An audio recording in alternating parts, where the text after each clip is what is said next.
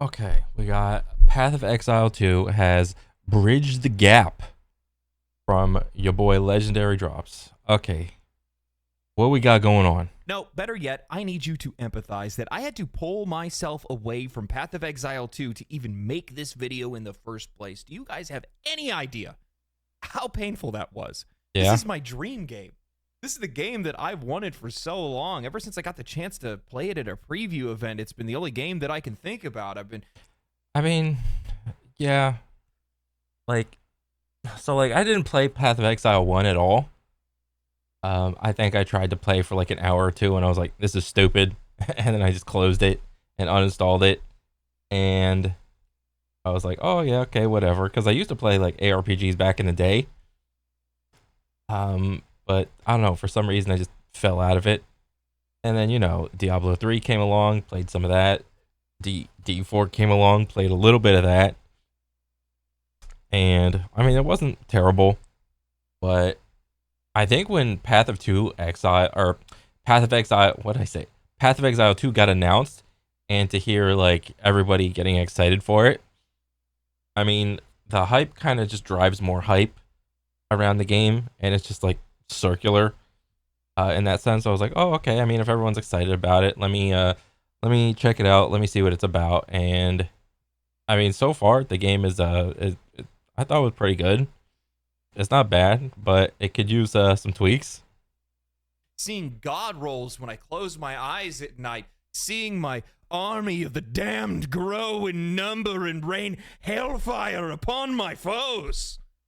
I like Path of Exile 2 a lot. It's been an incredibly engaging experience, and I cannot wait to talk more about it. But today, what we're going to do is we're going to thank Grinding Gear Games for sponsoring this video. Yeah, that's right. They Nice. sponsored a video on this channel. Like, I wasn't going to be talking about Path of So we can expect a completely 100% unbiased review, right? Exile.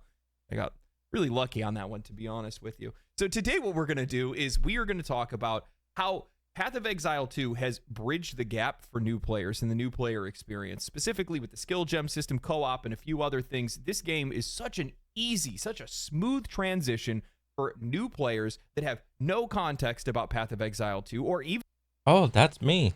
I had no context about anything Path of Exile 1. I just open a random PoE stream and I see like the character street and I see like gems and shit on someone's like armor and shit and it's like talk about like, oh, 6 link, 3 link, 4 link, 5 link. I'm like, what the fuck does all that mean, dude? I don't care about that shit. Just like give me the move and let me choose like between a variation of a move. That's what I know from ARPGs.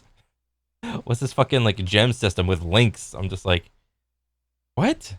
even our ARPGs, to be honest with you, and how that's likely going to draw players back to their first game as well.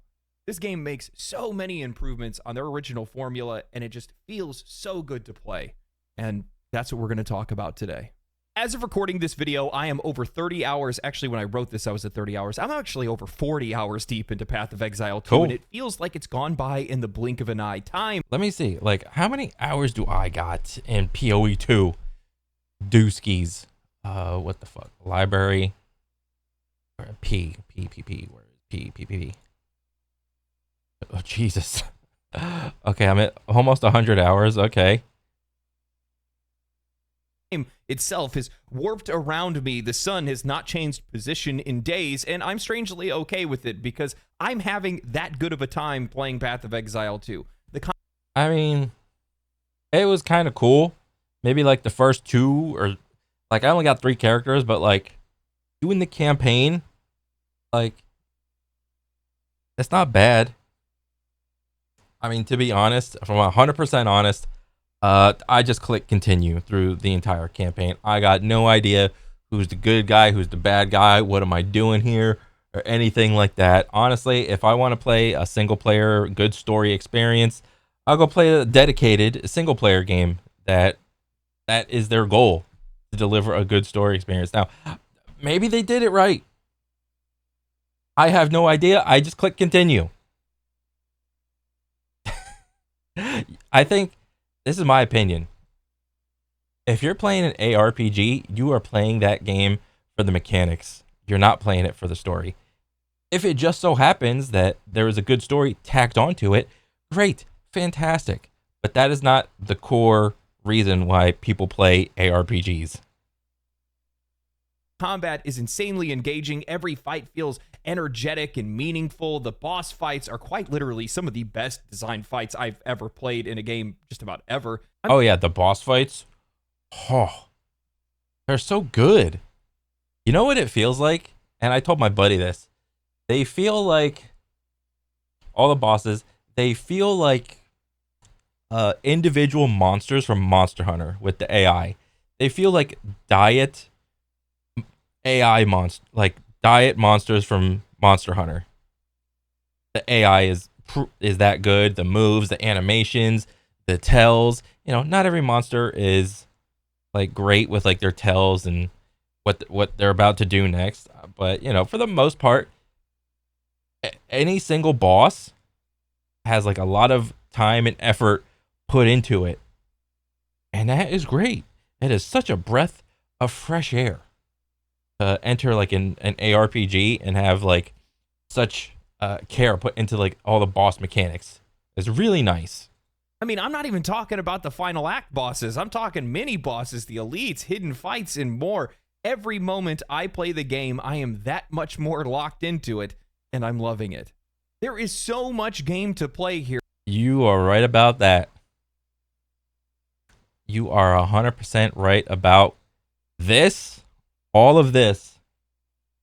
And it's only in early access. 240 skill gems, hundreds of different equipment types, 6 playable classes, and 6 more coming in the future. 3 acts of the campaign and 3 more coming later. Beautiful vistas, incredible music, insane fidelity, and hundreds of different unique boss fights. At one point, I'm going to end up making an entire video dedicated to this game's boss fights and boss mechanics, but that'll be a little bit later down the road. Part of me was a little apprehensive about going into Path of Exile 2. Well, I've played a lot of Same, dude. I mean, I saw how daunting the damn PoE 1 passive tree was. I look at that shit and all I see is like a constellation of stars in the sky. I'm like, how the fuck am I supposed to navigate this shit, motherfucker, without looking at a goddamn guide? Yeah, I mean, that's a huge barrier to entry right there. It's just the passive tree. But additionally, like PoE 2 also has a gigantic passive tree. But, you know, once I explained it to some of my other buddies that haven't really played ARPGs and I show them the passive tree, it's like, oh, look at the snowflake. It's a bunch of cold moves. Look at the arrow. That's a bunch of arrow moves. Look at the, what else? Look at the shield constellation. It's a bunch of shield shit. All those little itty bitty tiny nodes, that's just int, dex, or strength. All of a sudden, it becomes more digestible to a normal person, the passive tree. Once you can at least get your foot in the door.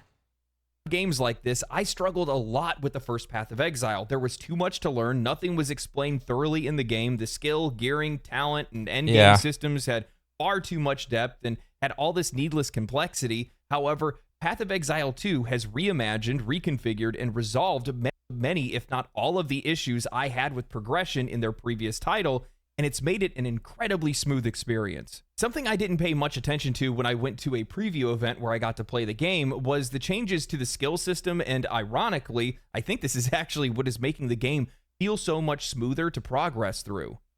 So I have no idea how the skill system worked in PoE 1. I just know PoE 2, and skill system so far, it's pretty good, but I would say it's not perfect.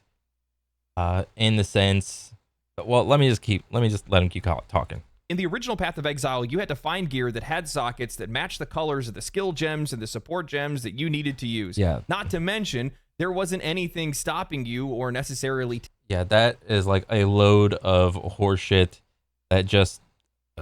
I mean, if PoE 1 players like that system, great. I mean, you find an audience, you target them, and if they like that, they like that. But the more targeted your focus is on an audience and what their wants are, the less target you have for to cast. The less you can cast your net wide. You have to cast your net like more narrowly. And again, that just leads back into the argument of who are you making the game for? Are you making it for the core fan base, the most hardcore, sweatiest of sweats, or are you making it for casuals? I mean, that argument has been around for every video game for all of time, and yeah. Telling you from putting the wrong support gems on an active skill gem. This needless complexity ended up setting a barrier to entry that was too high for me to understand the game, and it resulted in me walking away from the game many, many times. However, in Path of Exile 2, all of that needless I mean, that's kind of hilarious to think that that was the straw that broke the camel's back. Like, having too many barriers to, like, being able to play how you want. I mean, because that's all, like, an ARPG is anyway. It's just it's a top-down version of an action combat game where if you want to play a certain move, go ahead and play it. Customize it however you want. And the only thing stopping you is the amount of barriers that the dev sets in place for you to play how you want. For some people, they have a very high tolerance for the speed bumps or barriers to entry. Other people, casual people, they have less tolerance, I would say, for the barriers to entry on how you want to let them play. Complexity is gone. Now you just find an uncut skill gem from enemies or quest rewards. You cut it for the skill that you want to use. Simple as that. You pick a class tab that you're looking to cut. Provided you're the right level. Provided you have enough of the core stat. Cut the gem from. You make sure you have the prerequisite stats to be able to use it, equip it, and you're done. That's it. What makes this even better is I have no idea how PoE 1 worked. I don't care.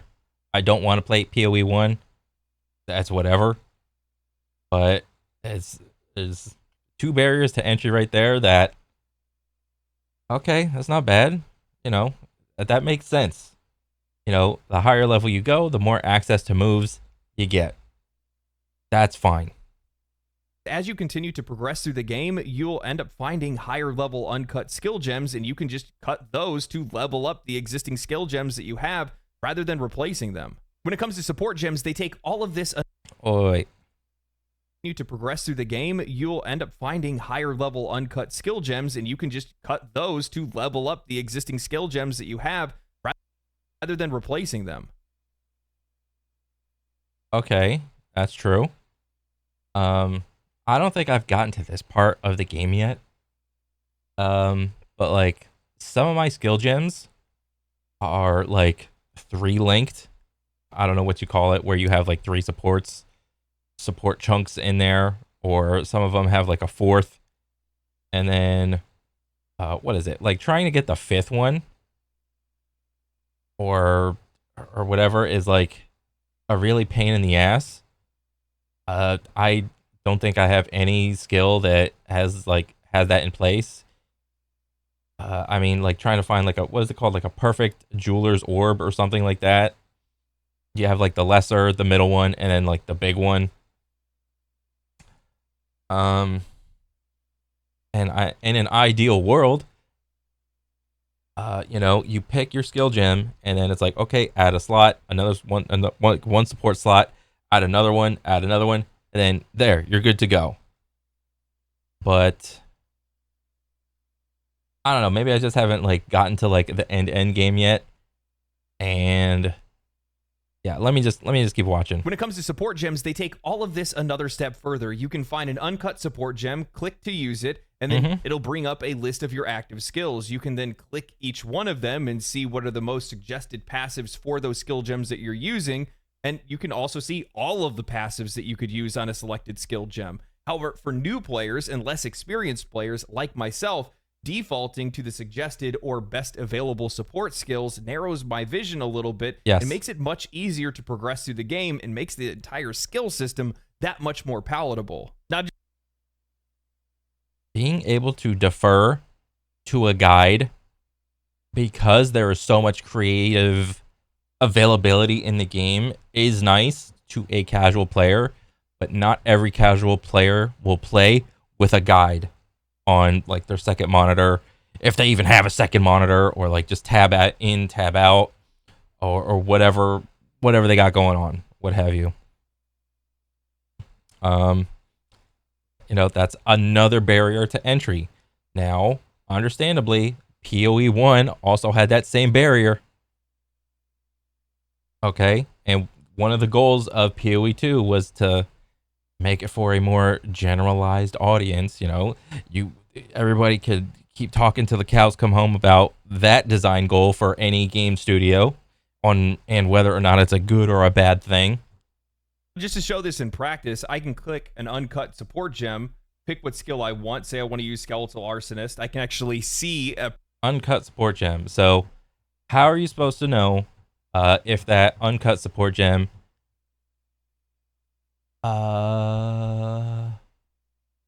okay, never mind. preview of the skill and know exactly what it's going to look like in combat and whether or not it's going to do what I want it to do. I can then click to engrave it. Now I have it. I can click and equip it. Yep. And then once it's equipped, I can start using some of the support gems. What I really like about this is that not only are they showing some of the ones that they suggest for you to be able to use. Yeah, these are like the recommended ones, and it's like you don't really know it's the recommended ones until you like look down here. If I were to like redesign this, I would probably have this like be up top here and have just like a space just like right here, because this little space down here exists when you uncheck it and you can see the entire massive list.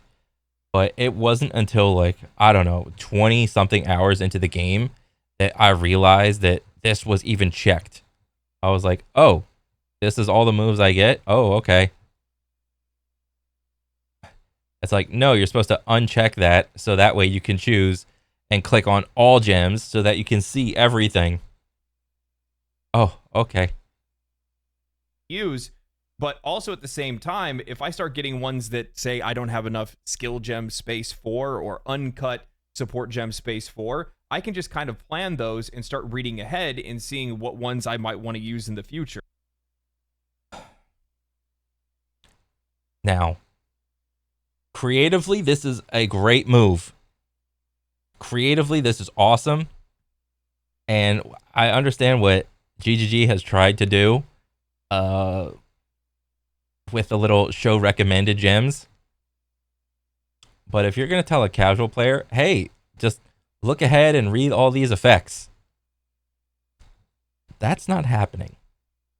Maybe it has, but I would bet that that's a minority of the casual people that their first interaction with PoE is PoE 2. Sure. I love this feature, and it's made the game that much easier to play, especially because I can start. And another feature, in case you didn't know, all the red ones have to do with strength. All the green ones have something to do with dex. All the blue or purple ones have something to do with int. I like that too. That's a great little addition that they did with the game. I had no idea until it just like dawned on me after some amount of time. Looking to see what's actually going to synergize with the build that I'm making at the moment. Effectively, Grinding Gear Games has removed choice paralysis, something that I suffered from multiple times when I was playing the original game because I was hit with too many options and too much information right out of the gate, and it made it too difficult to parse out and decide what skills I should use, what gear I needed, and what supports I should use for those skills. Going into Path of Exile 2, I knew that I wanted to play as a witch. I knew that I wanted to take the Infernalist Ascendancy because it was one of the only two that were available. I had already created this image of a Hellfire Look at this. Well, nah. witch in my head, where I would curse my enemies, summon up the damned, and then just set everything on fire. Mm-hmm. From the outset, all I had to do was stay true to that personal class fantasy, and all of the systems never got in the way of that. they've removed so much needless complexity, and it's made the onboarding process of playing Path of Exile 2 far, far better than Path of Exile 1. And I 100% agree. 100%, dude. I tried to play, like I said, I tried to play like an hour. Do I even have it in here still? Or maybe I got it on the launcher. Did I play it off of Steam? Oh, PRS. The heck is Path? Okay, so I played original PoE 1 off the launcher, whatever.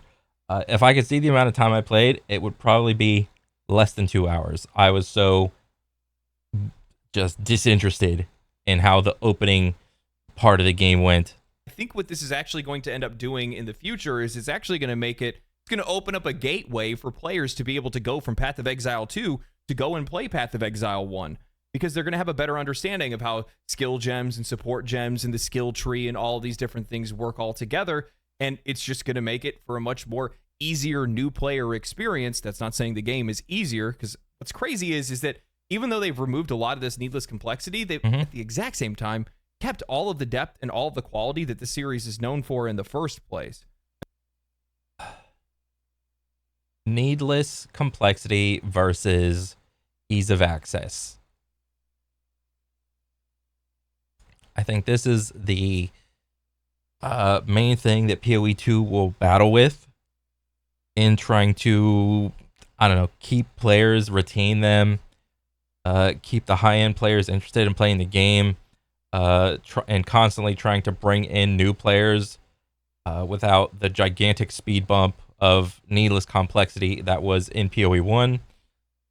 I think they've done a good job for the most part, but it's still like bro, I play the game with a damn guide on the side still, so. And that's huge. That's great for grinding gear games, because you're going to end up having more players not only for your new game, but also people that are going to be going and playing the old game. And that's great for the community because, well, that just gives us more games to play. And that's all we could ever ask for. Removing the gear slot and color requirements on gear alone with the skill system and the support system makes a massive difference. Was that the only speed bump that they removed? Was just the color requirements for the links and whatnot, and instead of having the moves on the piece of armor, what was it? It's just like a menu now. I mean, if that was all it took, great. I'm fine with it, but I'm a casual.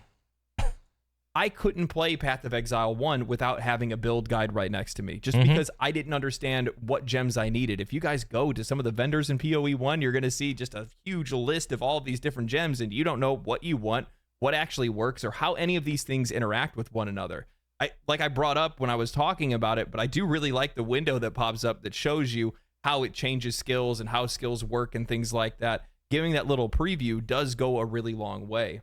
And I also really like the limited view, because for me, and I'm talking firsthand experience, when I was playing the game, I had no problem picking what supports I wanted for what skills, and the game actually helped facilitate whatever my power fantasy was for the game, however I wanted to build my character. This is the first time I have not needed to have a build guide, and I'm sure there's a lot of people that are out there right now that are loving the fact that they're learning the game right alongside everybody else, and you couldn't ask for anything better than that.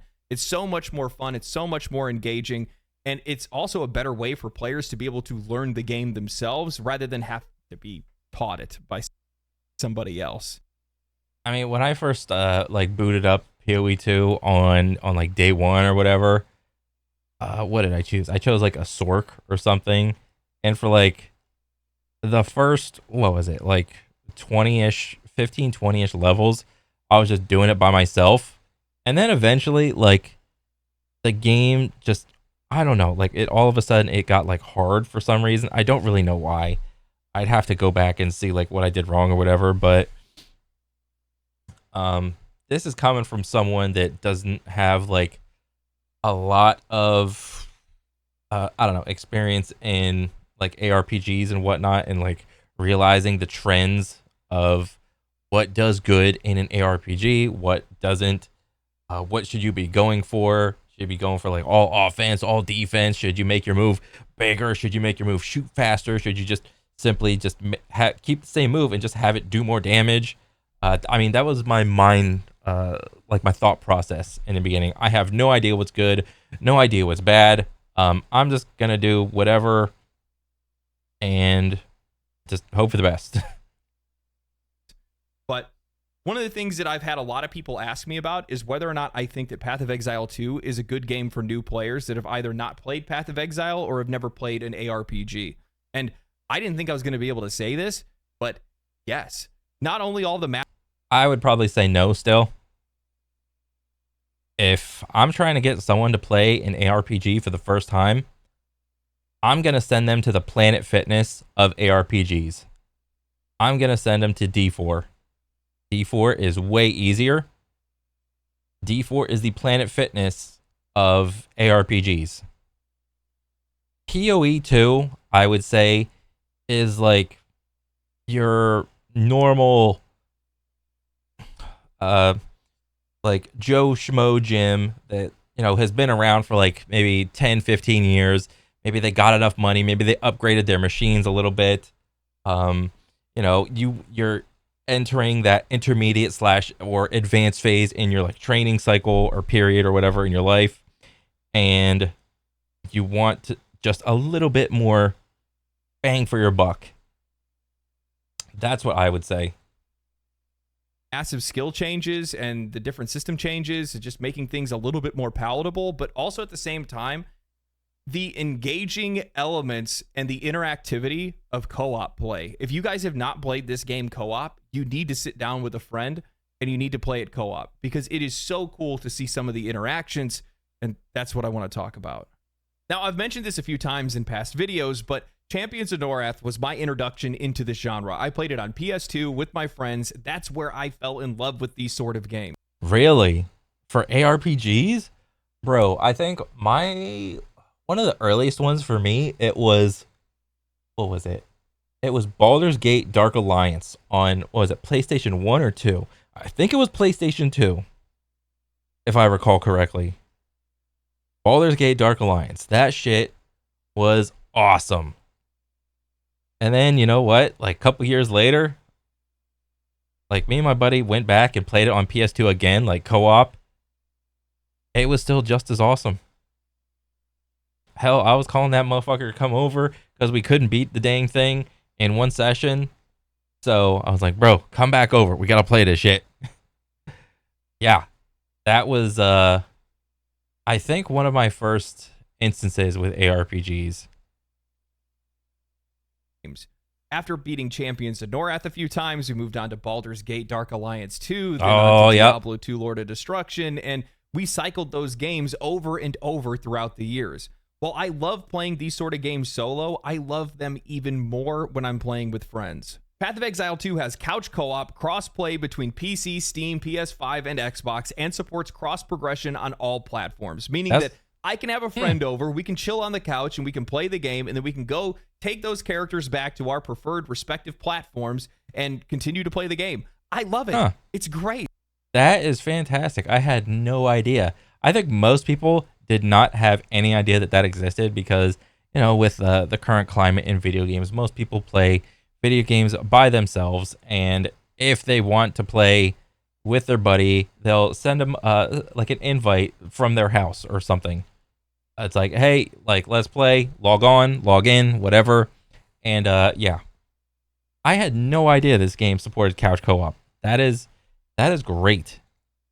I have friends right now that are ahead in the game, that are going back to help out other friends that are struggling with certain areas or specific bosses. I have friends that I just started a save file with, and I also have friends that are at the exact same level of progression and just want to play with somebody else just for the social nature of it. Path of Exile 2 is an incredibly dynamic and engaging game. Now, I spoke on this in my hands-on preview, but the interactivity of spells and the more meaningful combat takes Path of Exile 2, and honestly, ARPGs in general, to an entirely different level. What's crazy is this isn't limited to just you as a player. It opens up even more when you start playing with other people. A major highlight that was shown off in previews and now people are actually seeing in gameplay is the interactivity of spells and abilities, how you can cast a flame wall and fire a spell through it, and you'll combine the different element types and deal even more damage. I think that aspect of the game is awesome. Like, what was it, on day 2 or 3? Like, me and some of my buddies like teamed up, and I was like playing a Sork, and I was playing like what? I think I was playing like a lightning Sork, but I just had Firewall on there. Because whatever, Firewall is generally pretty good, a safe pick in most games. I put the Firewall down, and all of a sudden I shoot some shit through it, and I was like, oh wow, it's changing its little like particle effect. I wonder if it's getting a power up. He's like, yeah, dude, it's fucking, yeah, put your flame wall down, dude. And I was like, oh, okay. Oh, that's pretty cool. Yeah, the little combo effects that some of the moves have, like gas arrow and detonating arrow or something like that, flame wall and just any projectile.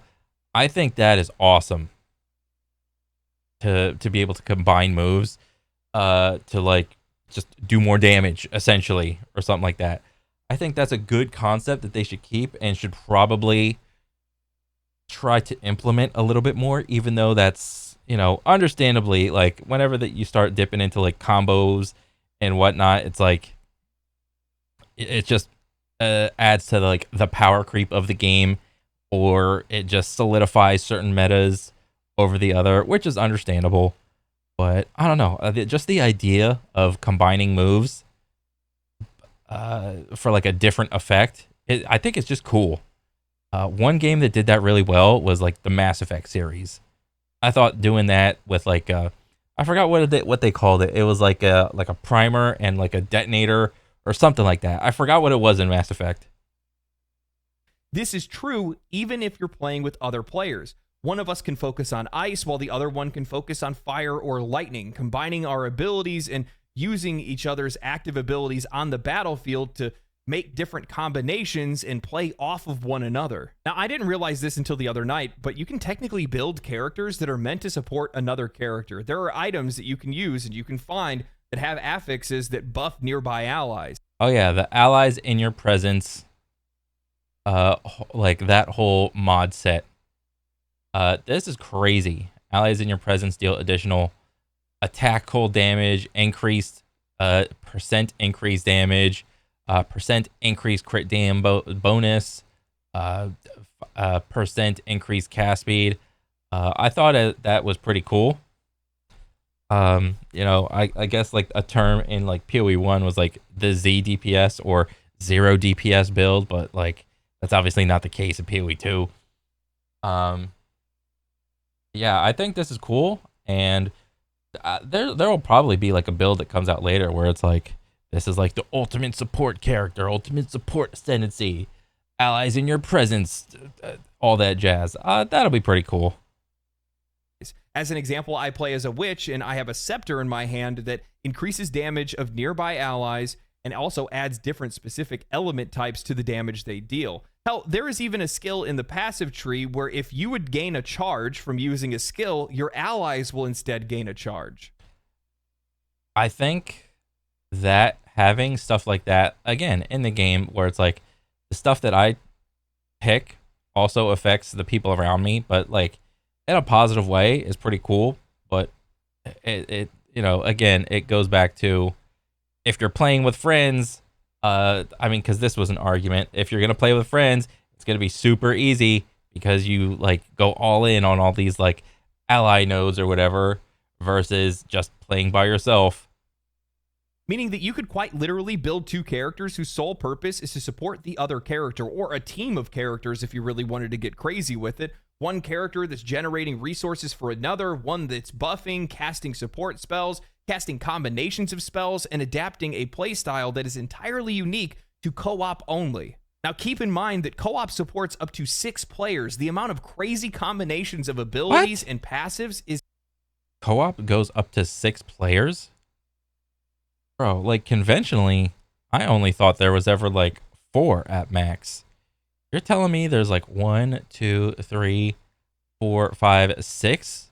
There's gonna be 6 character frames over here? Bro, that's like, why don't they have like raids or something like that, or dungeons? But then, once you introduce like co-op content, and then you don't have like a little character finder, then it's like gonna be a pain in the dick. Is effectively endless. I don't think I've ever seen another game do anything like this before, at least to this level of detail, and it's something that I greatly appreciate. Most times in co-op games, there isn't much motivation to actually work together. You're essentially doing your own thing, but accomplishing the same goal. In Path of Exile 2, playing co-op actively promotes genuine teamwork and team building in a way that is foreign to this genre and a lot of games over the past few years. That is actually pretty cool. I had no idea that they did that. The game, well, so like, if the game supports up to 6-player co-op, why isn't there like a little group finder thing? Or like, you know how they do it in Monster Hunter, right? You just fire up a flare, and then you go to the board. Like if you're just like bumming around trying to just like help people, that was like a thing that they did in Monster Hunter. There'd be like these just top level players that their end game, they'd just be like, oh, I'm just gonna go around and help people. Yeah, why don't they have like some sort of like flare system where it's like, oh, I'm stuck at a boss, and like that person died a couple times, and then maybe there could be like a little sign or something where it's like, do you want to fire up a flare and wait for someone to answer, and then meanwhile you're just chilling waiting for someone to answer your flare, like you're standing right in front of the boss, someone can just come and help you out with and do the boss. But the converse thing the argument against that is, oh, well, the one character just boss hopping is just gonna gain so much power in items because they can just spam farm and target farm certain things. And part of that would just like ruin the economy. I mean, I guess, but like, I think it's just funny, like funner to just like, if you're stuck at a boss, then just fire up a flare and hopefully someone will answer your like little flare thing. Be like, I need help. I mean, but you could kind of do that with the normal trade chat or just like the global chat right here. You just be like, hey, yo, can someone help me on the end of act one boss or something? And normally, well, most of the time, people are like, yeah, hit me up. So, You're trading items, planning your classes, discussing your skills, collaborating on what gear to use and what passives to take. For players new and old, I think this is one of the most innovative and unique ways to play the game. So I have this playthrough with my buddy where he's playing a monk and I'm playing a mercenary, and he's going in, he's gathering the enemies, he's locking them in place. I'm throwing grenades from the back line and making sure that I can hit all of them at the exact same time. I'm shooting shots, breaking enemy armor so that he can deal more damage. I'm then going in with this ice shotgun and freezing enemies in place, and then he smashes them with lightning damage, sending out these lightning-infused shards that hit other enemies. Dude, it is so cool. It's so cool. There's so many unique and interesting ways to be able to play with your friends, and that's just something entirely foreign for a genre like this. We just don't see this kind of gameplay. I mean, I would say because for the most part, trying to corral 5 other motherfuckers that want to play the same exact thing you do has been really tough, period. Even like back in the day where I had like, I don't know, maybe enough friends to fit on 2 hands, even then there was so much variety in what everybody liked at the time. Some people liked Halo, some people like Call of Duty, some people like Battlefield, and what else, some people liked Rainbow Six, and that's just within the FPS genre. Trying to get so like at least a couple other people that want to do the same thing that you do in terms of video games is just so hard. But now it's admittedly easier because you could just pop on some Discord or pop in like somebody, like just type in trade chat, hey, who wants to like just run act 1 or act 2 or something like that. Yes, you have the capacity to do that, but I would say the amount of people that are willing to just like go on and just like help someone, it's like so far, it's like a minority of people that are just like, okay, yeah, I'll just sacrifice what I'm doing just to like help this other person. I mean, that's just the modern day environment that we live in, essentially. Especially from the co-op side of things. Like I said before, most people come to play games like this by themselves, but there's so Yeah. many cool dynamics between players if you go to play this game with your friends. And I highly recommend, if you have friends that are playing it, or if you have friends that are interested in it, or if you are the friend that is interested in it, then play it with your friends, because it's a lot of fun, man. It's a lot of fun. You know, we see a lot of build guides pop up for games like this, but I like to see team guides pop up because there's so many cool combinations. Oh yeah, I think that can be like a cool market. Well, not market, but like play style that you can have in PoE. I don't know. I mean, at the end of the day, like how much synergy can you have? Like between all the ally mods, or the one ally mod in the node and the passive tree. I mean, I guess you could probably synergize different moves and stuff like that. Like maybe. Of equipment and abilities and passives and classes and things like that, where you're going to be able to come up with some wild combos. And I'd love to see some of the greatest minds in Path of Exile come together and make some really cool and dynamic team builds to play Path of Exile, because I think that would be a lot of fun. Oh yeah. It's not something that I expected to be in a game like this. I don't think a lot of people probably expected it to be in a game like this, but I am so glad that it's there, and it is so damn cool and fun. More importantly, it's fun. Anyway, I'd like to thank Path of Exile for sponsoring this video. The game is currently available in early access, starting at $30. If you guys buy the $30 support pack, you get $30 of in-game currency. It's basically a wash for, quite literally, one of the best game releases in 2024. If you're not playing it, I don't know why you aren't, and you really should. This is one of the very few times that I can definitely say this is a game that I want everybody to play, I want everybody to support, and Grinding Gear Games is definitely a company that I have no problem at all supporting.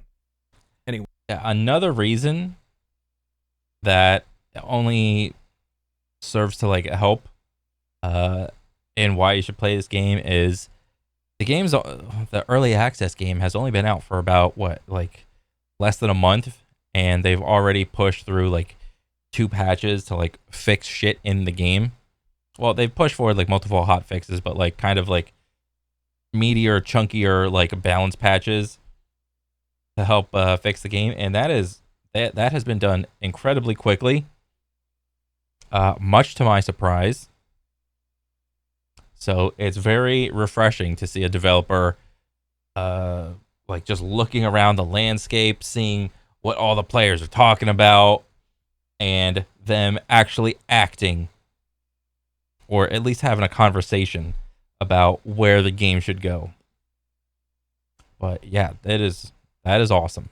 Anyway, thank you guys for watching the video. If you guys enjoyed the video, share it with your friends, like the video, subscribe to the channel, catch me live on Twitch if you guys want to watch some Path of Exile gameplay yourself. Outside of that, my friends, stay cool, stay righteous, stay safe. I'll catch you in the next one. Peace. Again, thank you to Path of Exile 2 for sponsoring this video. You can find the game using my link in the description or pinned comment below. The game is available on the Epic Game Store, Steam, PC, Xbox, and PlayStation 5. Family, family, family, family. Fucking ending. Yeah, I mean, that's what I'm doing right now. I'm playing PoE. It's pretty good. It's not in the best spot right now because what is it? There's like 12 ascendancies. Well, there's 6 classes and 2 ascendancies or subclasses for each class. But if you look at just the raw numbers, people are mostly only playing like 4 subclasses. Melee is incredibly hard to play just because it's so punishing. Armor in the game right at this moment sucks ass. What else? It's really hard to do the ascendancy trials for like your little subclass, little passive points. That's a pain in the dick. What else? Rarity, like chance to find better items is insanely good. I mean, when when GGG comes back from their little holiday vacation, I'm sure they will address a lot of the issues and whatnot. But it's not like the game is perfect. But what is nice to see is that it is trending, like little things slowly being done to address all the concerns and issues in the game. So that's really cool. But yeah, I mean, overall, cool video. I like it. If I were to play an ARPG for like the rest of my life, it would probably be PoE 2. It would not be D4, even though I said I would if I would ask a person that's never played an ARPG, where would I send them, to PoE or D4? I'd probably send them to D4 first, just because it's way easier, and that still is true. But yeah, I mean, that's pretty much it for me. Overall, cool video. I like it. But yeah, that's it for me. I'll catch you guys on the next one. All right, later.